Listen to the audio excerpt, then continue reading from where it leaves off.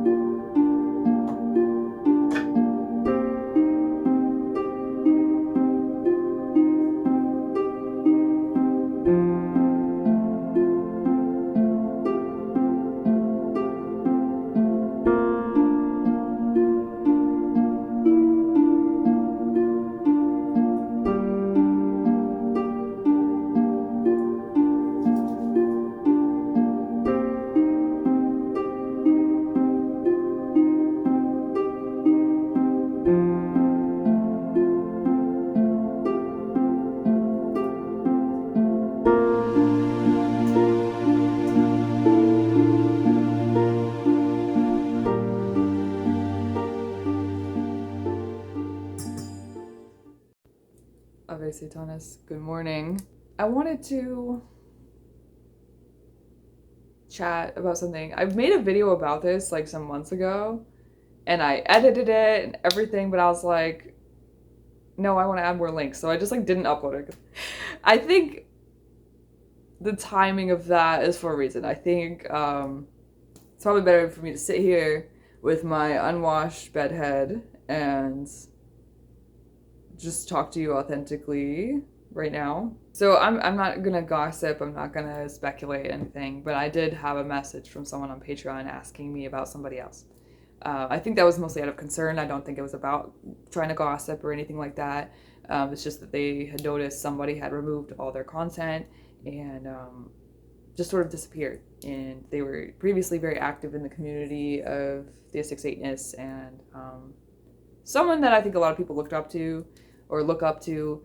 And, this person was just like, wondering basically to me. I don't think they really expect me to know, but they were like wondering, like, has this person left the religion? Has this person, just left social media? What's going on?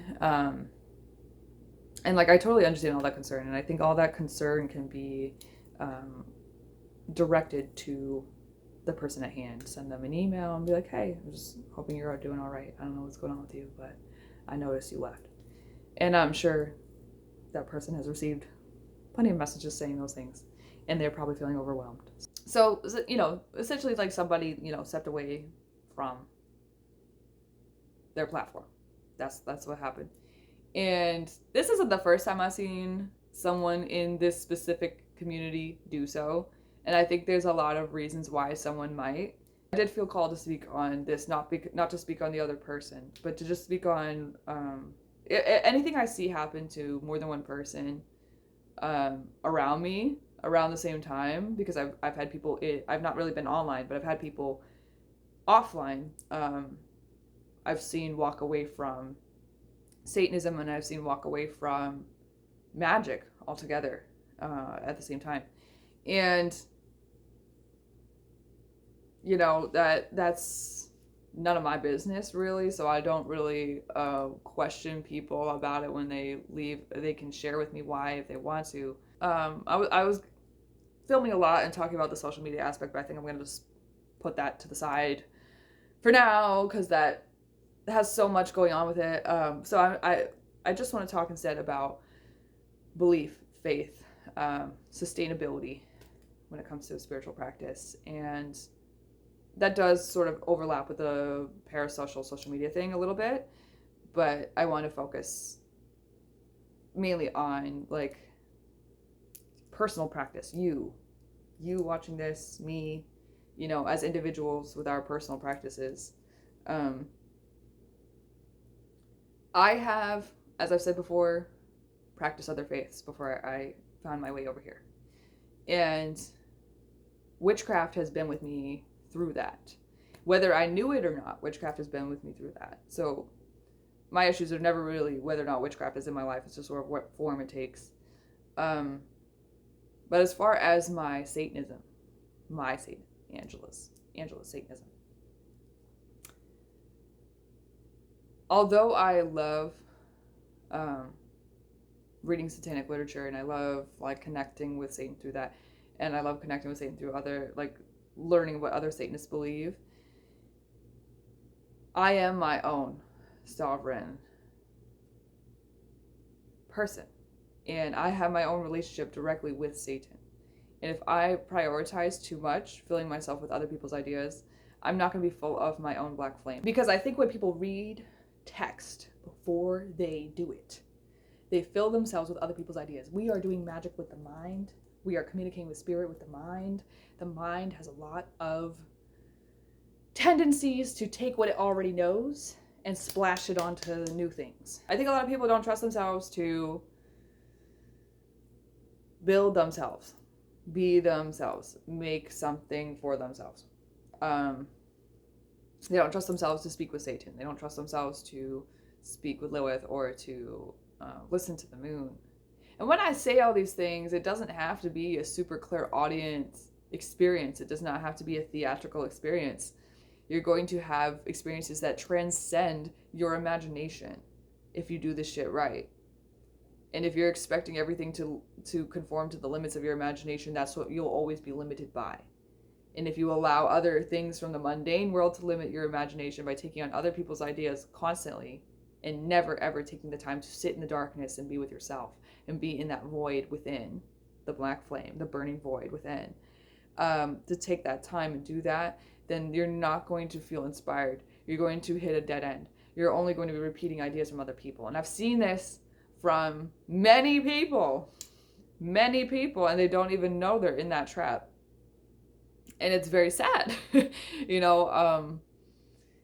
and I've learned the hard way, there's really no saving anyone from that. They have to dig themselves out. And I'm never going to rob someone the experience. I've learned also from Satan himself, like never to rob anyone of the experience of liberating themselves.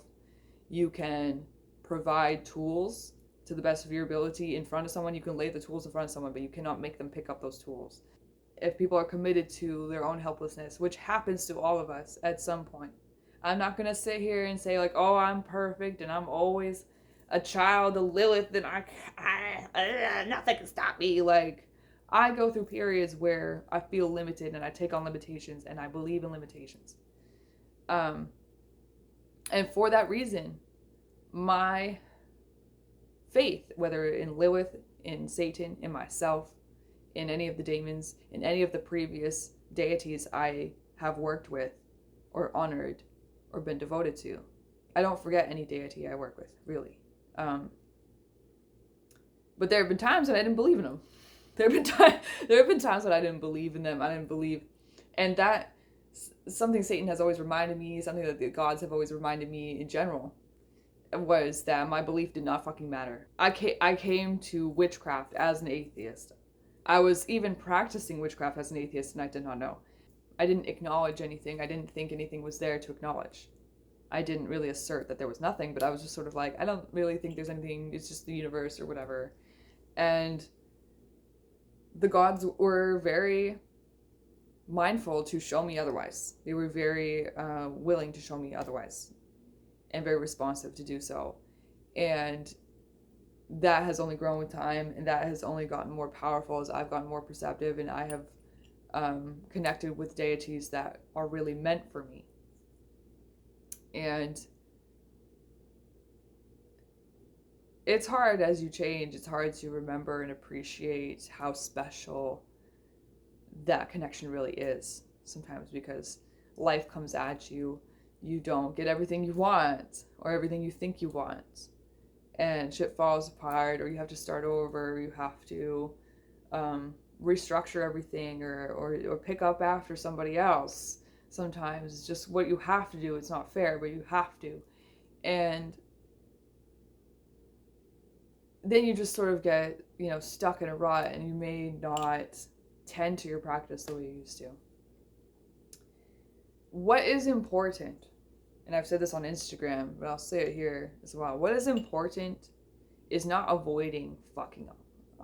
You should try to avoid fucking up. That's a good thing to avoid, but you will fuck up.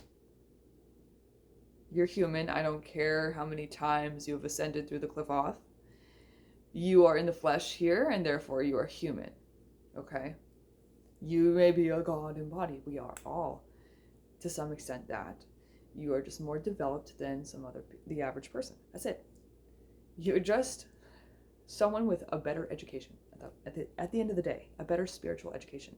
What I'm getting at is we are in the flesh, we are flawed, we're going to make mistakes, and life is going to come at us. In fact, especially on this path, especially on an adversarial path, whether it be left-hand path, whether it be devotional Satanism, spiritual Satanism,